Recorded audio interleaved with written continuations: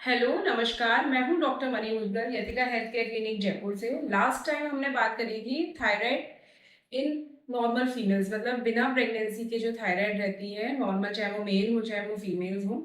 आज हम बात करेंगे थायराइड इन प्रेगनेंसी। किसी गर्भवती महिला में थायराइड का पाए जाने पे क्या करना चाहिए, क्या सावधानियां लेनी चाहिए, इससे क्या सिम्टम्स होते हैं, क्या क्या टेस्ट होते हैं, क्या डाइट रहती है, इन सब से रिलेटेड।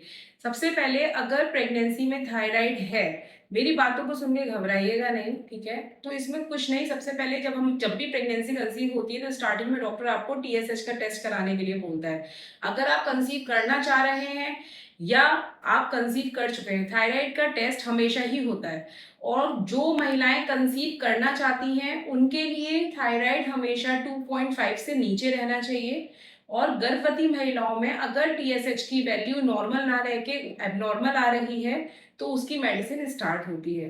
जैसे मेडिसिन क्या क्या स्टार्ट होती है वो मैं आपको पिछली वीडियो में बता चुकी हूँ, ठीक है। हाइपोथायराइडिज्म में क्या होता है कि सब ये सोचते हैं कि हमारा शरीर फूल रहा है, हमारा शरीर फूल रहा है इसलिए हमें मोटे होने वाली थायराइड है, बल्कि ये मिथ गलत है। ये सबका आपका अपना दिमाग का एक कंक्लूजन है जो आप लोगों ने बनाया हुआ है। ज्यादा खाना खाने की वजह से नहीं होता थायराइड, बल्कि ज्यादा मोटापा होने की वजह से हाइपोथायराइडिज्म होता है। हाइपोथायराइडिज्म की वजह से शरीर नहीं फूलता है या हम मोटे होते हैं, मोटे होने की वजह से हाइपोथायराइडिज्म होता है। सबसे पहले तो हमें अपने बॉडी को फिट रखना है, फिर उसके बाद अगर आपको हाइपोथायराइडिज्म हो भी जाएगा तो आपका शरीर इतना नहीं फूलेगा। अगेन हम उसी बात पे आएंगे कि अगर प्रेगनेंसी में थायराइड है तो उसको नॉर्मल मेडिसिन से करना इसलिए ज़रूरी है, नहीं तो बच्चे की ग्रोथ पे इफेक्ट आ सकता है। कभी भी आपको प्रेगनेंसी में ब्लीडिंग स्टार्ट हो सकती है, ठीक है। बच्चे में कंजेनाइटल एनोमनीज हो सकती है, ठीक।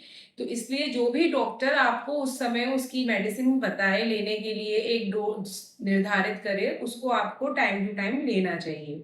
और रही बात क्या डाइट लेनी चाहिए, क्या ड्रिंक्स लेनी चाहिए, उससे रिलेटेड सारे डाइट चार्ट्स हमने ऑलरेडी पोस्ट किए हुए हैं।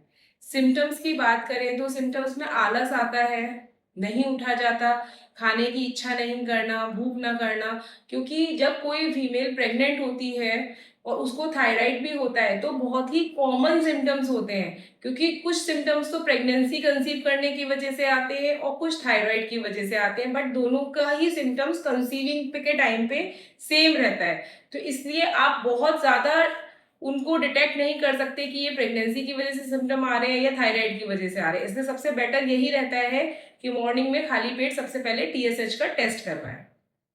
फॉर एग्जाम्पल, जैसे आपने आज आपका ब्लड टेस्ट या फिर आपने बीटा एचसीजी टेस्ट या फिर आपने किट पे टेस्ट किया है और आज आपको पता चला है कि आपका प्रेगनेंसी टेस्ट पॉजिटिव आया है, तो जितना जल्दी हो सकता है आप अपने डॉक्टर से मिलें। क्योंकि स्टार्टिंग में मिलने से जो थायराइड हार्मोन बच्चे में जाता है वो उस समय शुरू के 3 महीने में माँ के द्वारा ही लेता है। तो वो अगर थायराइड हार्मोन हम स्टार्टिंग में जो टेस्ट लिखते हैं उसमें हमें पता चल जाएगा तो बच्चे की ग्रोथ पे इफेक्ट नहीं आएगा, मिसकैरेज नहीं होगा, इंटरनल कोई ब्लीडिंग नहीं हो सकती है वेजाइना के थ्रू, उन सब से आप बच सकते हैं।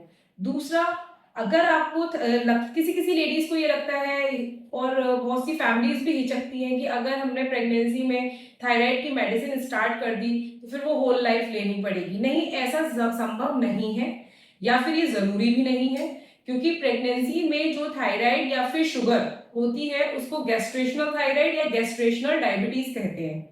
इसमें क्या होता है, जैसे 9 महीने में कम या ज्यादा जो भी आपकी डोज चलती है, जैसे 3 महीने आपने किसी डोज को लिया, नॉर्मल हो गया, उससे और कम कर दिया, इसी तरीके से डिलीवरी होने के बाद भी हम टेस्ट करवाते हैं धीरे धीरे 3-3 महीने बाद, और अगर वो 1 साल तक नॉर्मल आता है तो टैबलेट्स बंद हो सकती हैं। तो ये मिथ गलत है कि एक बार प्रेगनेंसी में अगर थायराइड हो जाएगी तो हमें कंटिन्यूएशन में थायराइड की मेडिसिन लेनी ही पड़ेगी। दूसरा ये भी है कि सब ये कहते हैं कि इसकी मम्मी को थायराइड होगा इसलिए इसको थायराइड हुआ है, इसके फैमिली में किसी को थायराइड होगा इसलिए थायराइड हुआ है। नहीं, देखा जाए तो इंडिया में फीमेल्स को थायराइड की प्रॉब्लम ज़्यादा है, ठीक है। टेंशन की वजह से भी कह सकते हैं, पानी चेंज होने की वजह से भी कह सकते हैं, हार्मोनल चेंजेस की वजह से भी कह सकते हैं, और मेडिसिन जब कोई कपिल कंसीव नहीं कर पा रहा होता है या इनफर्टिलिटी का ट्रीटमेंट लेता है तो फीमेल बहुत तरीके की मेडिसिन लेती है। तो कभी-कभी क्या होता है किसी-किसी मेडिसिन का विथड्रॉल इफेक्ट, साइड इफेक्ट भी आ जाता है, ठीक है? दूसरा, टेंशन इस चीज़ की नहीं होती है कि सिर्फ डिनर या लंच की। टेंशन्स बहुत सारी होती हैं जो एक फीमेल लेती है, लेकिन वो किसी को ज़ाहिर नहीं करती है। अब इसमें मेल ये कहेंगे कि हम लोग तो बाहर जाते हैं तो हमें तो सबसे ज़्यादा टेंशन होगी। बट बाहर जाना और एक चारदीवारी के बीच में उस टेंशन को लेना और किसी से नहीं कह पाना, वो एक सबसे बड़ा स्ट्रेस और ट्रॉमा होता है, जिसकी वजह से हार्मोन चेंजेस होते हैं और थायराइड होती है। जैसे नॉर्मल तरीके से थायराइड 2 तरीके की होती है, ऐसे ही प्रेगनेंसी में भी थायराइड 2 ही तरीके की होती है, हाइपोथायरायडिज्म एंड हाइपरथायरायडिज्म। ठीक है, हाइपोथायरायडिज्म फीमेल्स में प्रेगनेंसी के टाइम पे 90% देखा गया है कि पाई जाती है। हाइपरथायरायडिज्म प्रेगनेंसी के टाइम पे बहुत कम, रेयरली होती है। सिम्पटम्स वही कॉमन होते हैं, पहचान पाना प्रेगनेंसी में बहुत मुश्किल होता है, लेकिन प्रेगनेंसी के टाइम पे अगर हाइपोथायरायडिज्म अगर है तो फीमेल्स को ना बहुत देर तक नहीं, मतलब जैसे थोड़ी देर के लिए भी अगर फीमेल खड़ी है तो उसको वेरिकोज वेन, नसों का गुच्छा दिखाई देना, एड़ियों में दर्द रहना, मसल्स पेन रहना, ये कॉमन सिम्टम्स हैं जो जिससे कि पता लगाया जा सकता है कि कहीं थायराइड तो नहीं है। बाकी थायराइड जो है बहुत से लोग ये कहते हैं बाहर का खाना नहीं खाते तो फिर हमें थायराइड नहीं हो सकती, ऐसा नहीं होता है।